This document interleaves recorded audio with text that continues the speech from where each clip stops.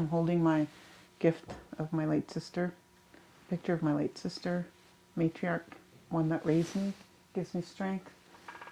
This is what was given by my niece, my sister's daughter, to represent her in my workspace.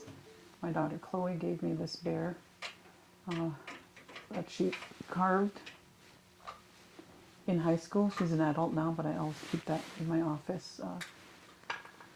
This is a representation of who I am as a mother and a matriarch. This was a gift from my eldest daughter, and it reads, "Thanks for being just the way you are, Mom. So giving, so caring, so loved." Very special gift for my daughter when she came back from Europe. And this is a representation of my youngest son, who is 15. Did this in grade 8 woodwork, and I like to showcase his skills in my office. But I like to have pictures of and keepsakes of for my children, who I call my pod. Wait, Kukpi7 Helen Henderson, NStQ. Hello everyone, my name is Chief Helen Henderson, and I'm from Tsq'escen, Cannon Lake, and I'm also Tsq'escen, which means I'm from the Lakes District of the Tsq'escen Nation. I'm certainly happy to be here sharing parts of my story that had direct impact into the work that we're still doing today. Starting with coming into care, starting out as a young baby,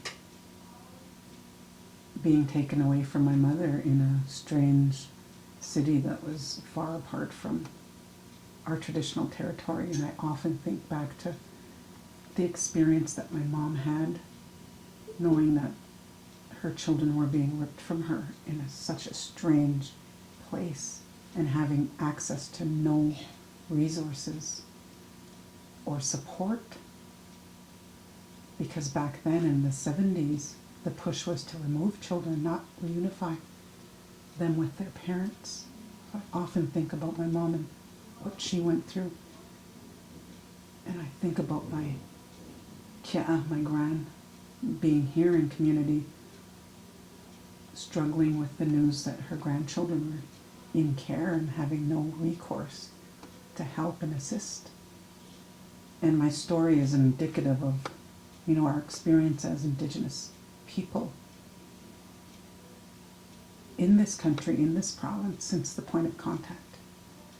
Through residential schools, the 60s scoop, the millennial scoop, and how we're navigating our way out of it, how we're saving ourselves from the trauma that we've endured since contact, and the work that we've done through the treaty process, especially the negotiation of the chapter, is one aspect, absolutely. But the most vital, critical part was reconciling the past to what occurred and what we're still experiencing in the child welfare system. That the push to get out and talk to our members about what their experiences were, and realign and reconnect to our values of how we raised our children as a collective, and learning that value again, and bringing those values to the forefront of the chapter work. And it was very challenging, because the negotiation of a child and family chapter in the beginning was very heavy on provincial language, and my instruction as a new employee, because I was given the child and family portfolio of the work, was to flip that chapter to full NStQ jurisdiction. And I admit back then I didn't know what that meant. But through the process, I learned that I'm a true advocate because of my passion, because of my lived experience, and the knowledge that I've been able to gain through those experiences in the child welfare system to enhance the work and the progress of our journey to jurisdiction. And I'm forever grateful for being trusted with the work right from the start. And all of these years later, I'm comforted in the fact that we haven't strayed one iota from the mandate that was given by our people. Full jurisdiction, nothing less. And I'm happy that we haven't strayed from that path.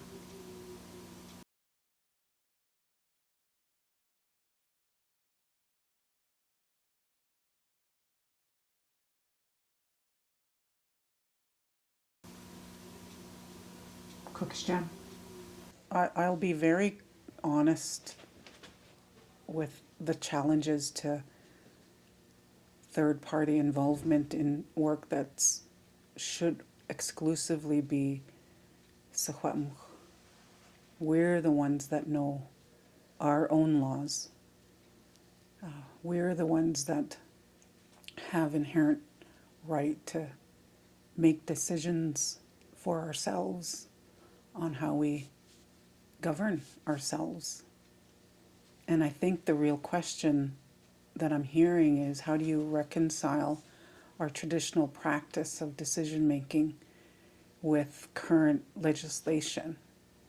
And when you start down that path, the problem with that process is staying clear of colonized mindsets and having that bleed into the work.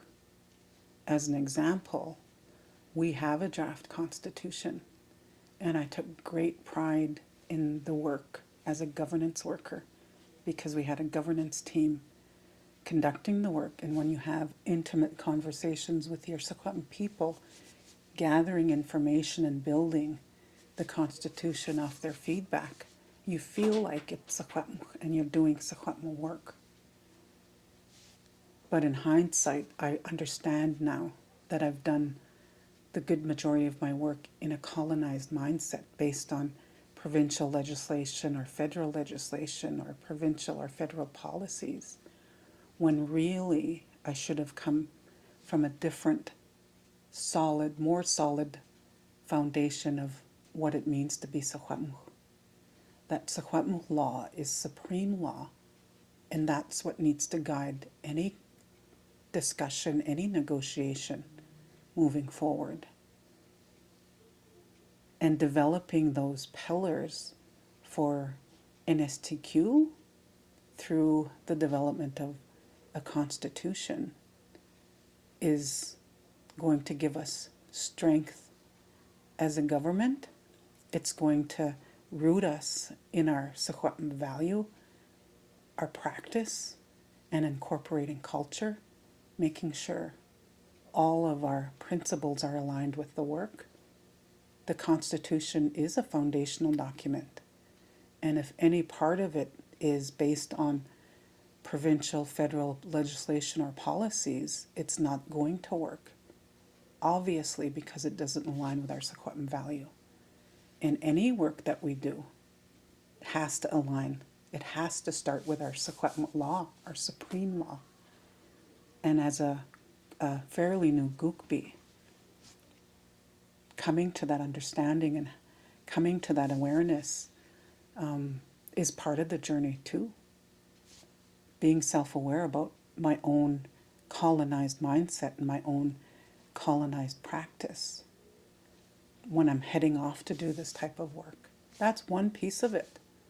The other pieces are my colonized spirit, my colonized physicality, how I feed my body and how that impacts the work moving forward.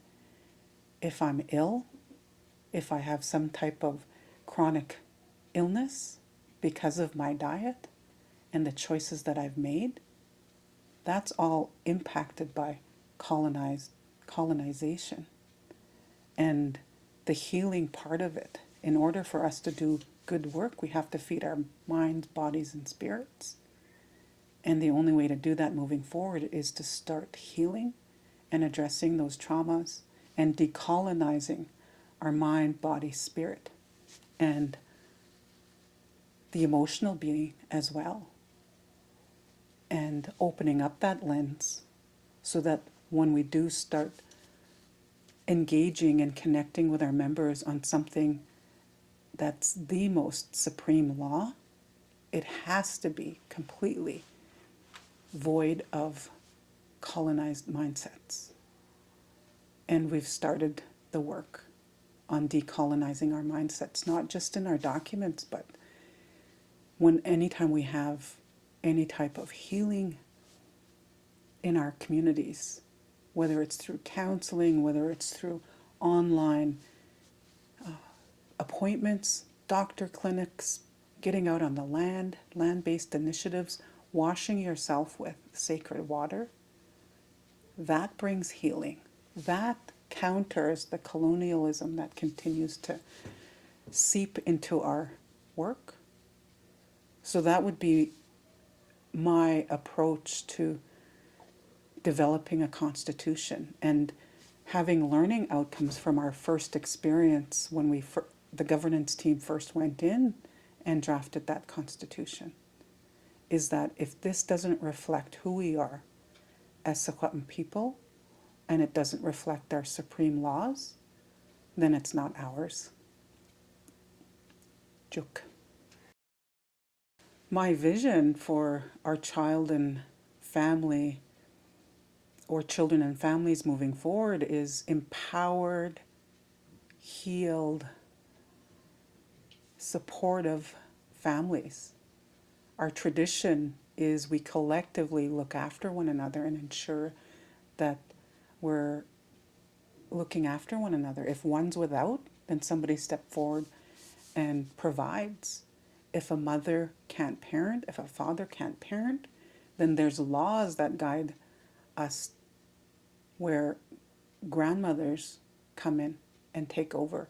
And not just take over, they teach. As Tsq'escen, we're always learning. As Tsq'escen, it's our responsibility to teach so that those values are passed down. And the less dependency that we find ourselves in under colonized systems like Indian Act bans, like tribal councils, the farther we move away and into our own ways of child-rearing, the more successful our children will be. And our job as Tsq'escen is to build up every single member and give them the tools and resources to be successful, to be independent, to be proud, to be world contributors, to be protectors, to take their role under the Tsq'escen governance model. That these roles are defined and children are identified at birth even about what their strengths are. And as Tsq'escen, it's up to us to enhance and build those strengths into leadership so that our children are successful and not reliant on government transfers or government handouts, and then it goes beyond how they experience life out there, whether it's in our school districts, in our jails even, on the streets, to be able to give them a set of tools, coping skills, empowerment, filling their toolbox to reach out when they need to help and support one another when they're even struggling themselves. We've gotten so far away from that since contact, and the journey back to full jurisdiction is filled with all reestablishing that curriculum that's been lost, that traditional curriculum that we had with our families, and then being supportive as a collective. That circle of strength is critical and vital, and that's how we governed in the past around looking after our Jmemot. It's been shared time and time again that as a child walked through our community, that they felt safe no matter where they were in the community, because everybody kept an eye on the child. But these days, that doesn't happen. Our children are restricted to our subdivisions or our home because of the unsafety and our disconnect from one another, even in community. And a constitution holding up our supreme laws on how we look after one another and our children will assist us in that work. It's a critical piece to constitutional development. How we look after one another, how we look after our children and raise successful citizens is a true definition, it's who we are as Tsq'escen. That's what we do. And the more we practice and get back to that practice, that's how we're going to start turning the table on apprehensions, on out-of-care options, on delegated agencies, on MCFD, is by looking internally about what we can do. Because it's up to us. It's within. It's in us to do. And that's always been my belief around our inherent right to look after ourselves. It's more than a belief, it's intricate, it's innate in our being as Tsq'escen to govern and raise healthy Tsq'escen and empower them. So it's very much attached to the Constitution work, and it defines who we are. How we treat one another defines who we are. The Declaration defines who we are as Tsq'escen.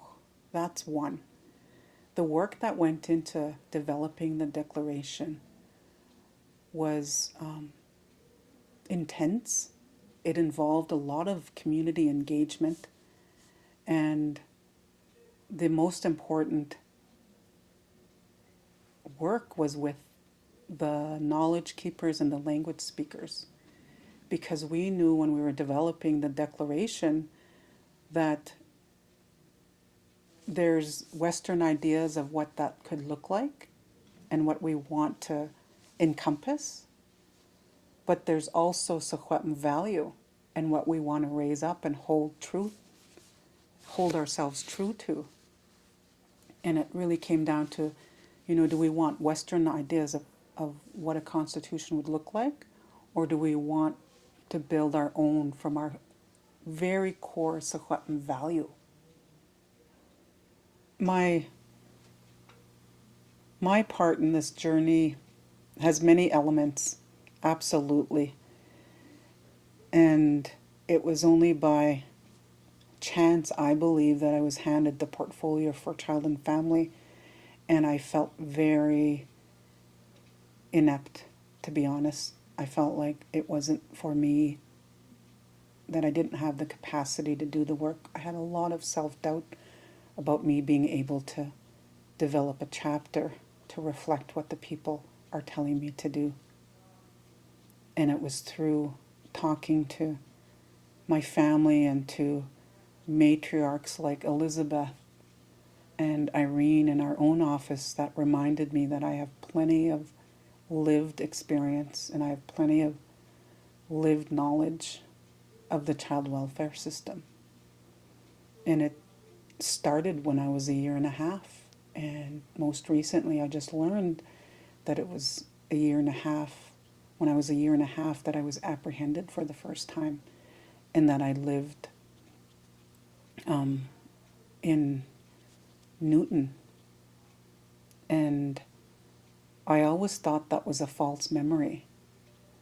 But when I found out that I was actually placed in Newton, it validated my memory.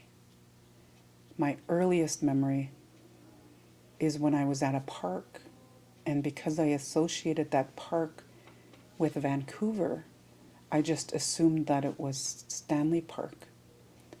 And I must have been wandering by myself because I didn't see my parents or my sister. And I was picked up by this man who seemed to be the tallest man in the world. And he had red hair. And I know that because he put me on his shoulders. And the outcome could have been tragic, thinking back. But this man was so concerned of a child wandering about by herself that he needed to help me. And he brought me to a popsicle stand because I imagined back then I was afraid. I was likely crying, even though I don't remember. But I do remember being placed on his shoulders, and he calmed me by giving me an orange popsicle. And then the immediate memory after that memory is looking down a set of stairs and seeing my mom and dad with my late sister beside them. And they were looking up at me. And I was standing beside who I believe was my caregiver. And I couldn't understand why I couldn't go with my parents. I couldn't understand why I was separated from my sister.